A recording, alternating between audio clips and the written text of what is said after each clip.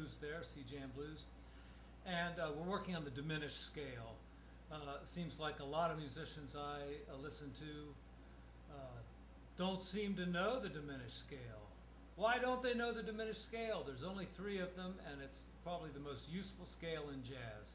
So, and playing the blues as well, if you're playing it in a jazzy kind of style. So let's look at the diminished scale and figure out how the hell we're going to use this scale, because we need it.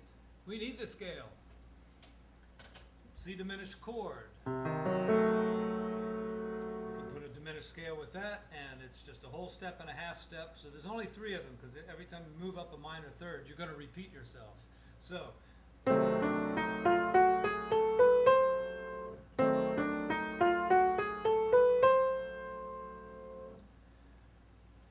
So the other way that you can use a diminished scale, and this is the most, probably one of the most important ways to use the diminished scale, is with a dominant 7th chord, especially if that dominant 7th chord has a flat 9, a sharp 9, a sharp 11, or an unaltered 13th. If there's a regular 11, a regular 9, or a flat 13 in the chord, none of those are really in the diminished scale, so the diminished scale is less suited for those kind of chords. But let's take a look at C7th with a flat 9.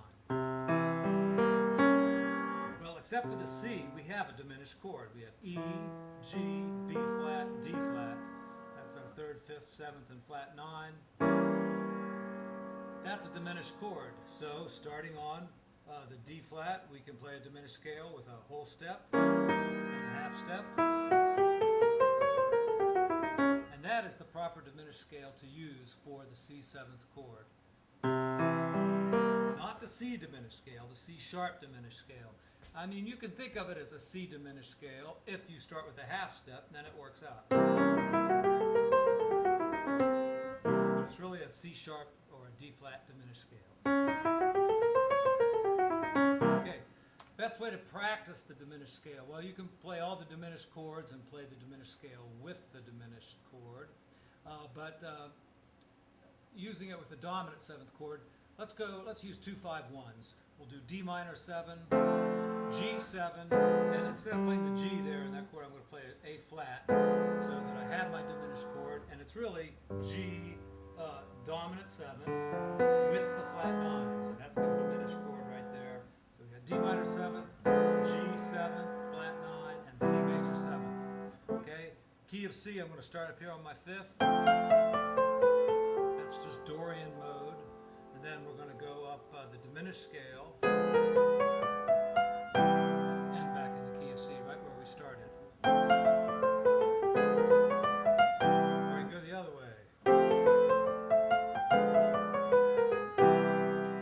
On to the next key, key of F, so we're starting in G minor.